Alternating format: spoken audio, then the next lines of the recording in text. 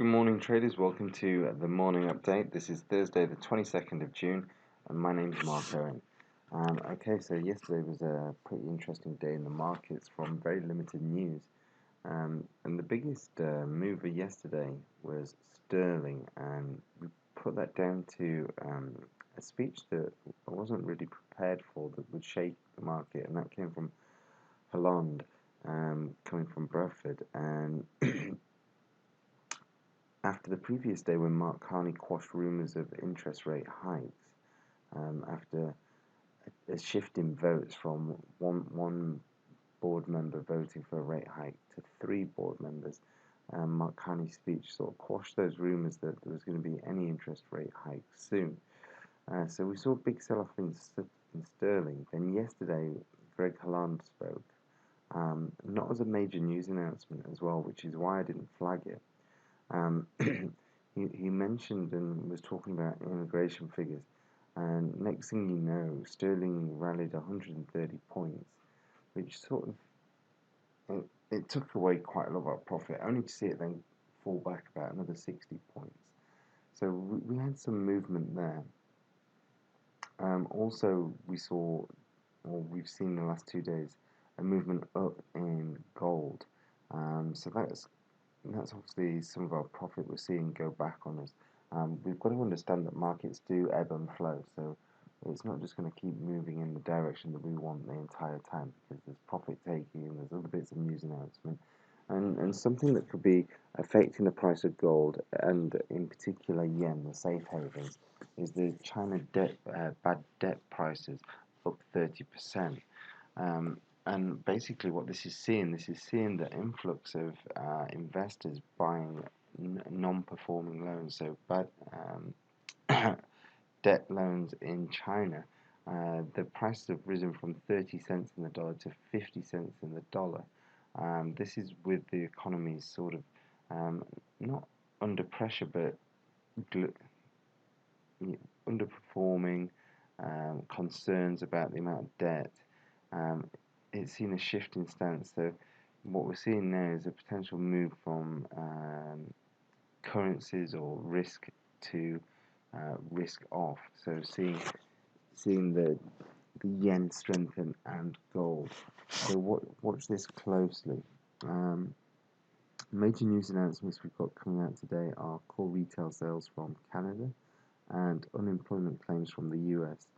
So we're looking for a decent number here from the US. We're looking for some decent figures to cement what they believe about their economy, and hopefully we can see then the dollar continue its resurgence, although it seems to be stuttering and stalling the last couple of days, and we'll have a look at that in a moment. Other thing we're seeing in terms of Canadian dollar is under a lot of pressure at the minute, and this is primarily down to the price of oil. So oil closed, yesterday I mentioned about oil, the bear market. We've been watching the chart, but yesterday we saw markets close below $43, which to me is quite significant. So let's see what happens with the price of oil today. See if we can get back above $43, or we're going to stay under there. And if so, then I reckon there's going to be another fall, maybe sort of $37. So the dollar index is what we were looking at, and it rebounded really nicely off the grey zone that we've got highlighted. But what we were looking for was a breakthrough these highs here, which hasn't materialized yet, because we want to see this push up towards this top of the channel. So we're in a bit of a consolidation, either accumulation and distribution phase right now. So let's see what happens over today and maybe the rest of the week. So today and tomorrow, see if we can actually get a push through that, or we're going to come back down and test the 96.40 area yet again. We can see how this has impacted the euro dollar, because obviously if the dollar index is failing to break through those highs, then the euro is going to be failing to break through the lows. So right now we've got the euro pushing back up, testing that upper trend line, the upper channel of where my cursor is, right here. So it's pushing through there. We're still in profit. We've still got money on the table, and we've banked something. So we're in a nice position. It's not costing us anything. Only downside is we're seeing some profit return on us. Okay, dollar yen. Okay, so daily we saw we've got a nice double bottom. We've broken through the double bottom. We come up into that sort of structure point, the 112 previous cycle high. Now I suspect that the price will come back down, test that double bottom neckline before continuation to the upside. However, we're not going to trade that yet. We're going to wait, sit on the sidelines, be patient, see if we can get that yen strength into the neckline, and then see what happens with the dollar. See if we're going to get continued movement to the upside, or we're going to see a sell-off. And if we do see a sell-off, then I suspect that that trend line that we're seeing, the lower trend line, will be broken. If the dollar strength does resume, then we'll be looking further to the upside here. Sterling, well, we talked about sterling yesterday. You can see the big seller candle 2 days ago. That was during Mark Carney's speech. Then yesterday we got a big move up, and then came back down pretty much 1/3 of the direction. So now it's a matter of, right, well, what's going to happen? The market seems a little bit jittery based on any sort of news. We're getting huge impulse movements here on sterling. Now, just looking at the daily chart, the predominant move is down. We're seeing a succession of lower lows, lower highs. The question is, are we going to see that continue? I'd like to see that continue down to the lower part of the trend line, lower channel. But okay, we've got risk off, i.e. we have no risk on the table here. We've got a nice amount of pips in profit, just over 100, and we banked 25% of our position, half of our position, I should say, not yesterday, the day before.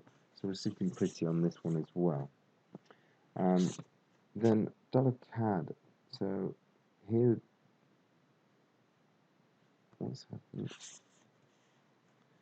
Sorry guys, forgive me, I've put the same chart in twice. Let me just talk, in fact, let me see if I can just pause this 1 second. Okay guys, so here we are, we've got the dollar CAD chart. My apologies for that. So what we saw here was this long-term trend line down here is the weekly channel, and we saw an end of day position that we took which went offside for 3 or 4 days, only to have its impulse move yesterday. We did take another position long on dollar CAD, which was through these lows here and trying to take it on an intraday basis through here, and that's sitting very pretty. On the close below $43 yesterday in oil, you can see the correlation here with dollar CAD. CAD sold off, so we saw dollar strength. So the question is now, will we see a little bit of a correction, pull back into here before we see that move to the upside? My answer is probably yes. So I'm looking at buying dollar CAD on dips. This is because in terms of oil prices, what we've got is we've got the US bringing in more oil rigs, producing more oil, which is sort of having an impact on what OPEC's objective is. So we've got an oversupply of oil. We've also got Libya pumping more oil than they've done for God knows how many years now. So there's a lot of reasons for the oversupply right now in oil, which is going to affect Canadian dollar and Norwegian krona the most. Okay, final chart to look at is gold, and you can see the last 2 days after seeing 1, 2, 3, 4, 5, 6, 7, 8, 9, after seeing pretty much 9 straight days down, we've had 2 days of buying. Now, is this investors running heavily to safe haven, or is it just a bit of profit taking? Well, either way, we'll never know for sure, but ultimately our target is the bottom of this channel, so we will move the target up a little bit today because we want to be tracking it with that trend line that's moving up. In terms of what am I going to do in terms of stop management, well, my stop is managed according to my rules, and if I do get taken out of the market, I will be taken out for a profit. We've got no risk on the table, we've banked positions already, and right now we're just moving our stop loss according to our rules, locking in profit along the way. Okay, so that's That's it. Yesterday we had some questions regarding the COT report and COT analysis from one of our followers. Um, I will do a brief video on COT analysis in the coming days, stroke week. Um, this will give you a bit of an indication on what the COT analysis is all about, give you a little bit of an understanding on why I use it, and some trade examples. Um, from from from this, then you can see if it's something that you particularly want to use or put into your trading style. The one thing that I will tell you about COT analysis is it's not something that you're going to get signals from every day. If you get a few signals or a handful of signals throughout the course of the year, then that's very good. Right, okay guys, that's it from Phoenix Blue. Today's trading, I wish you all very, very well. Please stay disciplined. Um, and likewise, if there's any more of you out there that have got questions about a particular style of trading or any type of content you would like from Phoenix Blue, please message in on info@Phoenix Blue or drop us a comment on the video. Hit like, please share it with your friends. Um, Ask away many questions, and we look forward to speaking with you. Okay, traders, have a great day. Bye bye.